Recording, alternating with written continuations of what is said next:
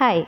अगर आपका बच्चा भी किसी भी चीज़ से स्ट्रगल कर रहा है, फॉर एग्ज़ाम्पल वो बहुत ज़्यादा गुस्से वाला है, चिड़चिड़ा है, उसका बिहेवियर बहुत ज़्यादा गंदा है और सबसे बड़ी बदतमीज़ी से बात करता है, या फिर आपका कहना नहीं मानता, या फिर उसके स्कूल से भी बहुत ज़्यादा कंप्लेंट्स आती हैं उसके बिहेवियर के रिगार्डिंग, या फिर अगर बच्चा छोटा है पर उसको हेल्थ इश्यूज़ आ रहे हैं, या फिर सेंसरी इश्यूज़ हैं, उसको टच से प्रॉब्लम है, उसको लाउड म्यूज़िक से प्रॉब्लम है, डिम लाइट्स या फिर जो हैवी लाइट्स होती हैं उनसे डरता है, डार्कनेस से डरता है, या खाना नहीं खाता है, या बस पूरे दिन रोता रहता है, उसको बस आप ही की अटेंशन चाहिए। तो किसी भी टाइप का अगर इशू आपका बच्चा फेस कर रहा है, स्ट्रगल कर रहा है किसी भी चीज़ से, so this video is for you. So I am doctor Gunjan, I am a physiotherapist. Currently I work with kids and I am also a tarot reader and inner child healer. So इस video में मैं आपको हर problem का एक जो spiritual perspective है, psychological perspective है, वो भी बताऊंगी, एंड ऑल्सो मेडिकल से क्या पर्सपेक्टिव है उस पर भी हम लोग बात करेंगे। All right. अगर आपका बच्चा स्ट्रगल कर रहा है विद पर्टिकुलर थिंग्स जो मैंने आपको बताई, और अगर मैं आपको ये बोलूँ कि उसमें आपकी गलती नहीं है, लेकिन उस बच्चे को हील करने का जो सोल्यूशन है वो आप ही के अंदर छुपा हुआ है, तो कैसा रहेगा? बिल्कुल यही चीज़ को हम लोग एक्सप्लोर करते हैं इमोशनल वेलनेस सेशंस के अंदर।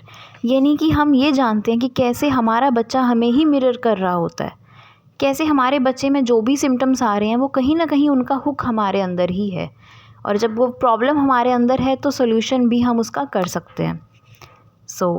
इसको ना एक एग्जांपल से समझते हैं। अगर आपका बच्चा बहुत ज़्यादा इधर उधर भागता रहता है, बहुत हाइपर एक्टिव है, मतलब उसकी एनर्जीज़ इतनी ज़्यादा हाइपर हैं कि वो टिक के नहीं बैठ सकता एक जगह पे, ये कैसे आपसे रिलेटेड है? देखो, बच्चा बेशक हो सकता है बहुत छोटा हो, 1-2 साल का हो, एंड मतलब बहुत नॉटी है, आपको अभी वो नॉटी बच्चा लग रहा है, पर वो सच में वो उसकी हाइपर एक्टिविटी बढ़ती जा रही है, राइट? तो वो कहीं ना कहीं डिनोट करता है एक स्कैटर्ड हाउस होल्ड एनर्जी को। यानी कि आपके फैमिली में, आपके घर में बहुत चीज़ें स्कैटर्ड एनर्जी है, या बच्चे को वो अटेंशन नहीं मिल पा रही है। आप यानी खुद में भी सेफ़ नहीं फील करते, आपने अपने अंदर भी बहुत सारा गुस्सा दबाया हुआ है। हो सकता है आप सरफेस लेवल पे बड़े शांत हों कि मैं तो बहुत शांत हूँ, पर नहीं, डीप इनसाइड आपके अंदर बहुत सारा गुस्सा है जो सप्रेस हो रखा है। आपको किसी को कुछ बोलना होता है पर आप वो नहीं बोल पाते हो ताकि शांति बनी रहे, वो गुस्सा आपके अंदर अंदर सप्रेस हो रहा है। ओके, इस तरह से चीज़ें हमारी रिलेटेड होती हैं। यानी बच्चों के इश्यूज़ उनके पेरेंट्स के साथ में बहुत हद तक रिलेटेड होते हैं, बिकॉज बच्चे जो हैं पेरेंट्स के साथ कनेक्टेड होते हैं, अपनी फैमिली के साथ, एंड जैसे स्टूडेंट्स भी हैं तो अपने टीचर्स के साथ में, तो उनका जो भी बिहेवियर होता है वो सारा कुछ इम्पैक्ट डालता है बच्चों के ऊपर। एंड सबसे ज़रूरी बात ये है कि पहले हमें ना एक्सेप्टेंस मोड में आना पड़ेगा। ये जो इमोशनल वेलनेस है, ये ऐसा टॉपिक है कि इसमें पहले आपको जब भी आओ तो एक्सेप्ट करके आओ कि हाँ, समथिंग इज़ देयर जिसको मुझे हील करना है। क्योंकि इंडिया जैसी कंट्री में बहुत सारे लोगों के साथ ऐसा है कि वो प्रॉब्लम को ना पहले एक्सेप्ट ही नहीं करते हैं कि हाँ, ये प्रॉब्लम है। अगर किसी पेरेंट्स को बोलो कि हाँ, आपके बच्चे के साथ में ये इशू चल रहा है और उसका लूप या उसका हुक आपके अंदर ही है, तो पहले वो डिनाई करेंगे कि नहीं, हमारे प्रॉब्लम तो हमारे बच्चे को है, तो हमारे में प्रॉब्लम नहीं है, हमारे बच्चे में ही प्रॉब्लम है बस।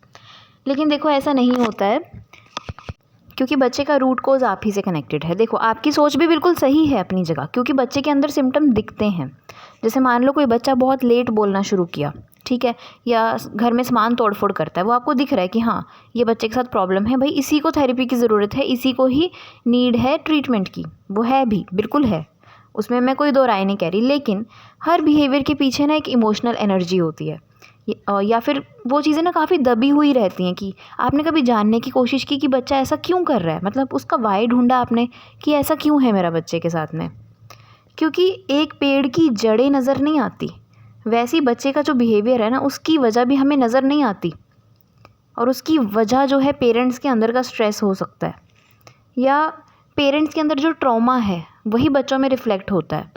ये एक ब्लेमिंग की एनर्जी में नहीं मैं आपको लेके जा रही कि मैं आपको ब्लेम कर रही हूँ एज अ पेरेंट कि आप ही की गलती है, नो, पर आपको एक अवेयरनेस में लेके आ रही हूँ कि हाँ, आप इस तरह से भी अपने बच्चे को, उसके इश्यूज़ को सॉल्व कर सकते हो। फॉर एग्जांपल, कई फैमिलीज़ में आप देखना कि जैसे ना घर में बड़ा स्ट्रिक्ट रूल होता है कि बच्चे कुछ भी बात नहीं करनी, अच्छे बच्चे सिर्फ चुप रहते हैं, शांत रहते हैं, अच्छे बच्चे ज़्यादा नहीं बोलते, या गुड बॉय की तरह रहो, गुड गर्ल की तरह रहो, राइट? इस टाइप की कंडीशंस होती हैं उनके फैमिलीज़ में, जहाँ पेरेंट्स हर टाइम डंडा लेके सर पे चढ़े हुए हैं बच्चों के। ओके, इस टाइप की फैमिली में बच्चे फिर कैसे हो जाएंगे?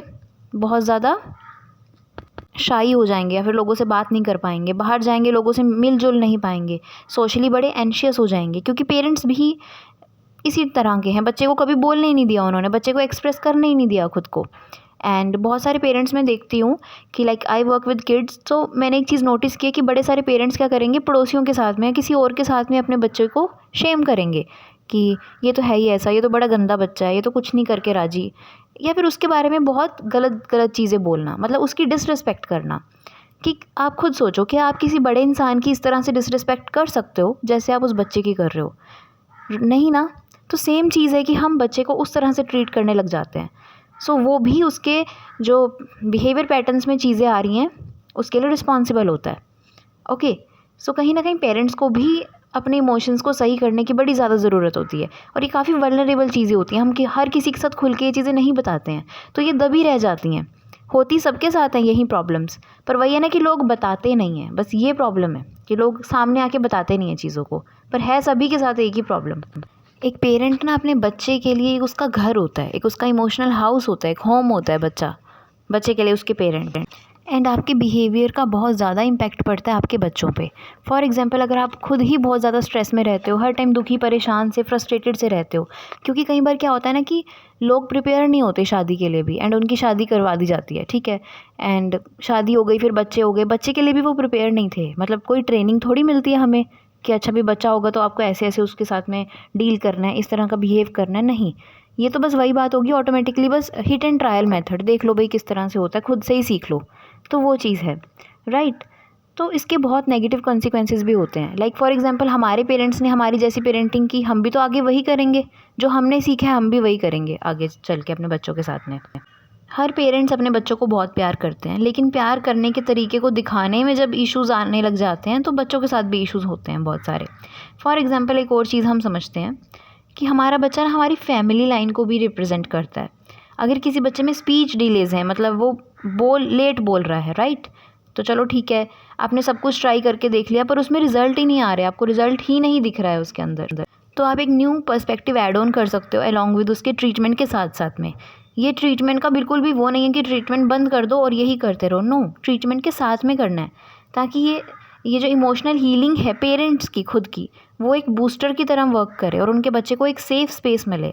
ओके, तो मान लो बच्चा स्पीच डिले है, राइट, तो वो कहाँ से आता है? पेरेंट्स के खुद के कुछ ना कुछ फ़ियर्स हैं, या उनकी आवाज़ जो है उनके एंसेस्टर्स की, पितरों की आवाज़ को दबा दिया गया, ठीक है, तो वो चीज़ें वो नहीं बोल पाए, तो वो चीज़ें भी बच्चे में रिफ़्लेक्ट करती हैं।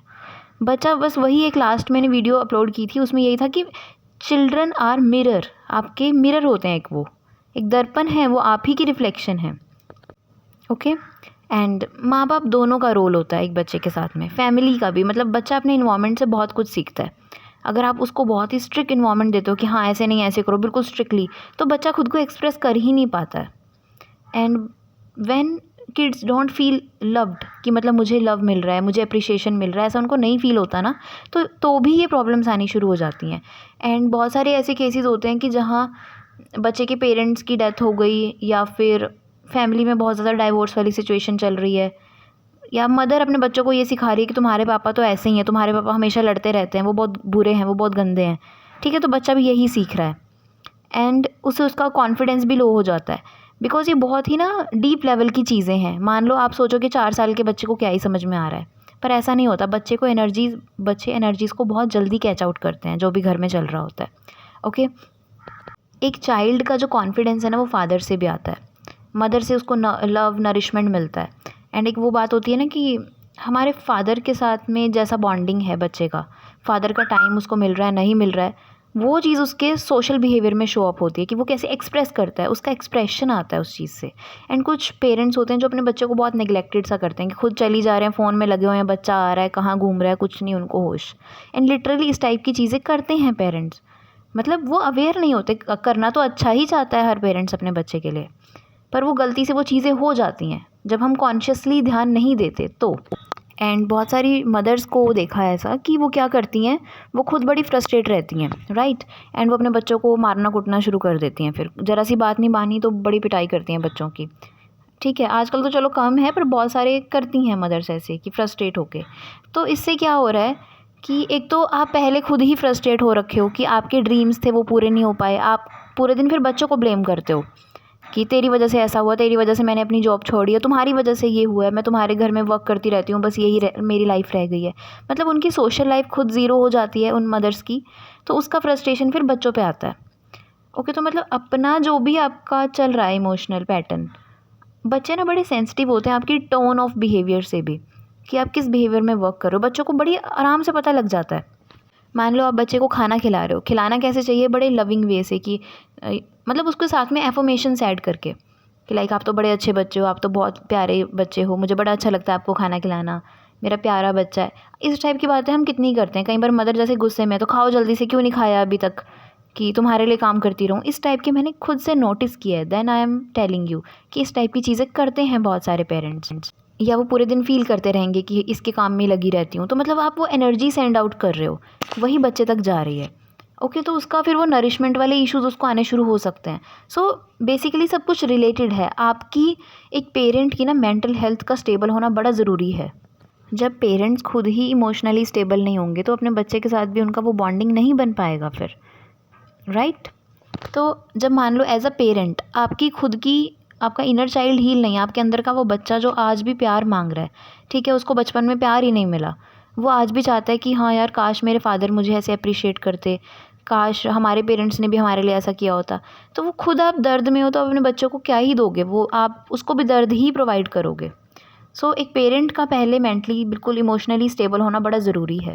एंड बहुत सारे पेरेंट्स ये बोलते हैं कि हम अपने बच्चे के लिए बहुत सारे महंगे टॉयज़ लेके आते हैं, उसके ऊपर हमने इतना खर्चा किया है, राइट।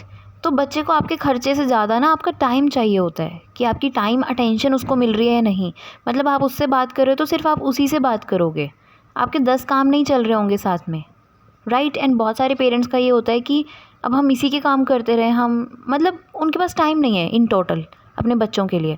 वो रात को लेट आते हैं, वो ऑफ कोर्स बच्चों के लिए ही कमा रहे हैं, बच्चों के लिए वर्क कर रहे हैं, पर child need your attention, right. मैंने ऐसे भी बहुत सारे पेरेंट्स देखे हैं कि ऐसी मदर्स बेसिकली, मतलब मैं अगेंस्ट नहीं हूँ कि आप काम छोड़ दो, आप जॉब छोड़ दो, इसके अगेंस्ट मैं बिल्कुल भी नहीं हूँ, पर दिन में थोड़ा सा टाइम निकालो अपने बच्चों के लिए भी।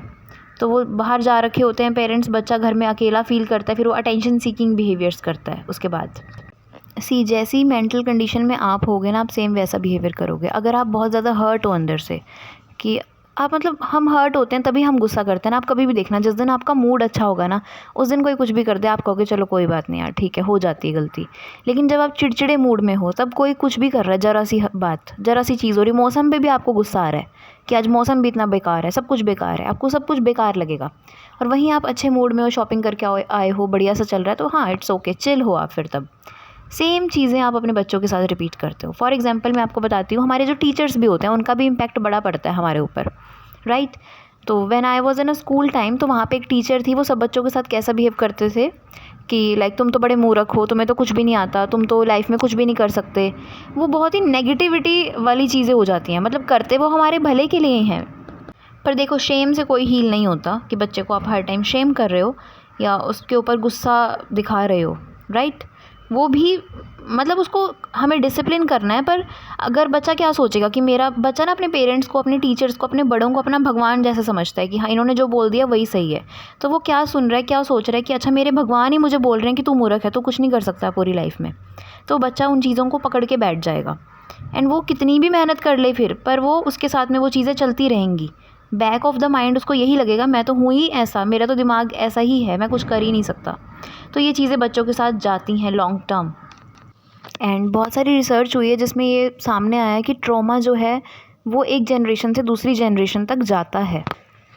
और कई बार जब पेरेंट्स अपने आप को हील करते हैं ना, अपने उस दर्द को अपने अंदर से निकालते हैं, तो बच्चों के सिम्टम्स में भी इम्प्रूवमेंट दिखती है, क्योंकि बच्चे को अब इन्वामेंट वैसा मिलेगा, अच्छा इन्वामेंट मिलेगा, शांत स्टेबल इन्वामेंट मिलेगा, राइट। तो बच्चे में भी इम्प्रूवमेंट आएगी। ओके जी, सो मैं आपको लास्ट में बस अब यही बोलूँगी कि खुद पे वर्क करो, क्योंकि आपके बच्चे के सिम्टम्स आपसे भी रिलेटेड हैं, राइट। आप अपने ऊपर वर्क करोगे, खुद को शांत रखोगे जितना, और उतना आपके लिए बेटर है। शांत ऐसे ही नहीं रखना कि अब मतलब कई लोग क्या करेंगे शांत रहने के लिए कि मैं करती हूँ मेडिटेशन पर मेरे से शांत नहीं बैठा जाता। वो इसलिए नहीं बैठा जाता बिकॉज़ आपके अंदर अभी भी इतना सारा ट्रॉमा है, उसको पहले निकालना पड़ता है। उसके लिए इनर चाइल्ड थेरेपी या फिर ये जो पेरेंटिंग सेशंस होते हैं, ये बड़े ज़्यादा इम्पॉर्टेंट होते हैं। राइट, क्योंकि पहले अपने अंदर से वो टॉक्सिसिटी निकलेगी, स्पेस बनेगा, तभी तो अच्छी चीज़ें आप ऐड कर पाओगे। अब कई मदर्स बोलती हैं, कई फादर्स बोलते हैं कि हम तो बड़ी कोशिश करते हैं, हम तो बड़ी चीज़ें करते हैं, पर नहीं हो पाता। क्यों नहीं हो पाता? क्योंकि स्पेस ही नहीं है अंदर, अभी भी वो पुराना हर्ट आपके अंदर है। तो आप कैसे न्यू चीज़ों को ऐड ऑन करोगे? क्योंकि देखो, बच्चे हर एक इमोशन को पकड़ के इंटरप्रेट करते हैं। फॉर एग्जांपल, अभी पहला बच्चा था, अब दूसरा बेबी आने वाला है, या फिर दूसरा बच्चा पैदा हो गया, राइट? तो पहले वाला बच्चा बड़ा ही एग्रेसिव हो गया है, अब एकदम से क्या चेंज आया उसके अंदर कि भाई उसको इतना एग्रेशन आने लग गया है। वो इसको लग रहा है कि मेरा स्पेस अब चला गया, पहले मैं सबका लाडला था, अब ये नया बच्चा आ गया, अब इसने मेरी स्पेस ले ली है। तो वहाँ पे भी अगर पेरेंट खुद में एक स्टेबल होगा, सिक्योर होगा, तो उसको क्या समझाएगा कि बच्चे, पहले आपको सिर्फ मम्मी पापा का प्यार मिलता था, अब आपका छोटा भाई बहन आ गया, अब ये भी आपको लव करेगा, तो आपको तो 3 लोगों का लव मिलेगा। सो उस बच्चे को इस तरह से आपने सिक्योर करना है, ओके।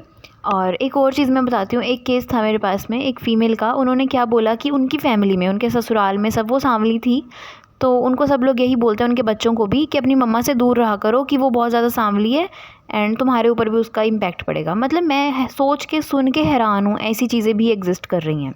एंड वो लेडी इतनी ज़्यादा उन्होंने अपने आप को सप्रेस कर रखा था कि वो अपने इमोशंस ही नहीं एक्सप्रेस कर पा रही थी, और उनको इतने सारे हेल्थ इश्यूज़ आ गए थे। फिर हमने उनके इनर चाइल्ड पे वर्क किया, क्योंकि देखो, जब आप खुद इनसिक्योर होते हो, वो कहीं ना कहीं हो चुकी थी, उनको यही लगता था कि मेरी लाइफ की अब कोई वैल्यू नहीं है, मैं तो ऐसी दिखती हूँ, मेरे बच्चे भी मुझसे प्यार नहीं करते, सब मुझे ऐसे ट्रीट करते हैं। तो कहीं ना कहीं वो हुक उनके अंदर ही था। तो पहले उनकी हीलिंग हुई, उनको पूरा खुद के अंदर सिक्योर फील कराया गया। तो उसके बाद में लोगों ने भी उन्हें ढंग से ट्रीट करना शुरू किया, बिकॉज़ जैसा ट्रीटमेंट आपको मिलता है ना, फिर सेम लोग आपके बच्चों के साथ भी ट्रीटमेंट वैसा ही करते हैं। सो अपने आप को स्ट्रॉन्ग बनाना तो हमारी रिस्पॉन्सिबिलिटी है। स्ट्रॉन्ग कैसे बनाएंगे? जब अपने अंदर के दर्द को हम लोग बाहर निकालेंगे। एंड बहुत सारे अब लोग बोलेंगे कि हमारे पास इन चीज़ों के लिए टाइम नहीं है, हम कैसे करें, हमें नहीं पता है। कैसे करोगे, उसका तो एक आंसर है कि आप इमोशनल हीलिंग के सेशंस ले सकते हो, आप इनर चाइल्ड थेरेपी के सेशंस ले सकते हो, चाहे आप हमसे लीजिए या फिर किसी भी अच्छे हीलर को ढूंढो, उनसे कनेक्ट करो, यूट्यूब पे इधर उधर से इंफॉर्मेशन को कलेक्ट करो, जानो, समझो, पढ़ो अच्छी चीज़ों को, और फिर किसी एक्सपर्ट के पास जाके उस चीज़ों को सॉल्व आउट करो। कर तो आप ऐसे सकते हो। और अगर आप कहते हो कि मेरे पास नहीं, इन चीज़ों के लिए बिल्कुल भी टाइम नहीं है, तो देखो, सबके पास में हर चीज़ के लिए टाइम होता है, राइट? हमारे पास में स्क्रॉल करने के लिए पूरा टाइम है, इधर उधर की चुगलियाँ करने में, गॉसिप्स करने के लिए हमारे पास बहुत टाइम है, अपनी प्रॉब्लम्स को बैठ के रोते रहने के लिए भी हमारे पास बहुत पूरा दिन है। हम सबको बताते फिरते हैं कि यार मेरे साथ तो ये प्रॉब्लम है, ऐसा बुरा है। तो क्या आपने उस टाइम में कुछ प्रोडक्टिव करने का सोचा कि हाँ, इसका सोल्यूशन मैं कैसे निकाल सकती हूँ? आप किसी की हेल्प ले सकते हो, अगर आपको खुद नहीं पता है तो आप कर सकते हो, पर उसके सोल्यूशन पे जाओ। एंड अगर आप थोड़ा सा टाइम दे भी दोगे, आप वो टाइम नहीं दे रहे हो, अपने बच्चे को एक न्यू लाइफ दे रहे हो, एक नया इमोशनल इन्वायरमेंट दे रहे हो अपने बच्चे को, क्योंकि आपके अंदर जो भी चेंजेस आएंगे उससे आपका तो भला होगा ही होगा, साथ में आपके बच्चों का भी भला हो रहा है उससे, एंड आपकी आने वाली कई जनरेशन्स का, क्योंकि आप वो अपनी लाइफ में से ना वो नेगेटिविटी को हटा रहे हो। मान लो किसी ने आपको चीट किया या फिर आपकी इंसल्ट करी, तो आज भी आप उस दर्द को लेके बैठे हुए हो, ठीक है? और वैसा ही बिहेवियर आप करोगे अपने बच्चों के साथ में। अगर आप खुद डरे डरे रहते हो, बच्चे को भी यही सिखाओगे, बेटे बाहर ज़्यादा कुछ मत करना, आराम से रहना, कोई कुछ बोले तो सुन के वापस आ जाओ, कुछ भी ज़्यादा बहसबाजी मत करना। हर चीज़ में आप उसको डराओगे, अब वो बच्चा रिस्क भी नहीं ले पाएगा अपनी लाइफ में, कुछ भी नहीं कर पाएगा। क्यों? क्योंकि उसके पेरेंट्स इतने डरे हुए हैं, उसको कुछ करने ही नहीं देते। 2 आंसू उसकी आँख से आ जाएँ तो पेरेंट्स खुद ही घबरा जाते हैं, राइट? तो फिर डरे हुए पेरेंट्स डरे हुए ही बच्चों को क्रिएट करेंगे, राइट? सो हमें पहले खुद पे वर्क करना है, ओके। एंड अगर आपको इसके लिए कुछ थेरेपीज़ लेनी पड़ती हैं, कुछ भी करना पड़ता है, अच्छे काउंसलर्स को हायर करना पड़ता है, अपने आसपास ढूंढो कौन लोग कैसे वर्क कर रहे हैं, उनसे कुछ सीखना पड़ रहा है तो सीखो, उस चीज़ को करो। एंड अगर आपको लगता है कि नहीं यार, कौन पैसे वेस्ट करे, बहुत सारे लोगों की ये भी थिंकिंग है कि पैसे वेस्ट हो रहे हैं इसमें, इन्वेस्ट नहीं कह रहे हो। सी, आप जितना भी टाइम, एनर्जी, इन्वेस्टमेंट इसमें करोगे वो आप ही के लिए इम्पॉर्टेंट है, राइट? बिकॉज मान लो अगर आप 2 जोड़ी कपड़े कम खरीद लोगे तो कुछ हो नहीं जाएगा उसमें, राइट? अगर 1-2 बार बाहर नहीं जाओगे, अगर आपको इतना ही सेविंग्स का पड़ा है, तो 1-2 बार आप खाने नहीं जाओगे बाहर, तो इतना कुछ प्रॉब्लम नहीं आएगा। आप वो चीज़ें करते हैं, हम सब करते हैं ये सारी चीज़ें, हम जंक फूड खाते हैं, हम बाहर की टॉक्सिसिटी खाना, बेकार खाना भी खाते हैं, इन्वेस्ट उस पर भी हमें इन्वेस्टमेंट लगती है वो, राइट? या फिर कुछ भी चीज़ें करते हैं उन पर भी हम स्पेंड करते हैं। तो अगर आप खुद पे कर लोगे तो आप कहाँ से कहाँ पहुँच सकते हो, अपने बच्चे के जो इश्यूज़ आ रहे हैं उसको आप कैसे सॉल्व कर सकते हो। एंड आधा घंटा तो खुद के लिए आप निकाल ही सकते हो पूरे दिन में से, खुद के साथ बैठ सकते हो, अपने पैटर्न्स को जानो, समझो। कहते हैं ना कि जो अनकही या ना दिखने वाली चीज़ें, अनसीन थिंग्स, पर उनका इम्पैक्ट बहुत ज़्यादा होता है हमारी लाइफ पे। एंड देखो, जब भी कोई चाइल्ड बॉर्न होता है ना, तो मतलब ये थोड़ा स्पिरिचुअल पॉइंट ऑफ व्यू हो जाएगा, लेकिन हाँ, कि बच्चा जो है वो उसकी सोल कैरी करके लाती है वो सारे इमोशंस अपने साथ में। कुछ बच्चे बचपन से ही बड़े ज़्यादा गुस्से वाले होते हैं, ठीक है, तो वो ऐसी ही फैमिलीज़ को सिलेक्ट करते हैं कि हमारी सोल ना यहाँ धरती पे आने से पहले सिलेक्ट करके आती है कि अच्छा मुझे कौन कौन से पेरेंट्स चाहिए, हाँ ये दोनों बेस्ट रहेंगे मेरे लिए, राइट, क्योंकि मुझे ऐसा इन्वायरमेंट मिलेगा तो मेरा ये लेसन है वो पूरा हो पाएगा कंप्लीट। तो हम लोग चूज़ करते हैं इस तरह से। एंड इसको मेडिकल टर्म्स में बोलें तो हम ये भी कह सकते हैं कि जैसे जब बच्चा हमारे वूम में होता है, गर्भ में होता है, तो मम्मी के, मदर के जैसे इमोशंस होंगे या आसपास के लोगों के जैसे इमोशंस होंगे, वो बच्चा उसको पिकअप करता है और बच्चे उसी तरह से शेप अप होते हैं, राइट।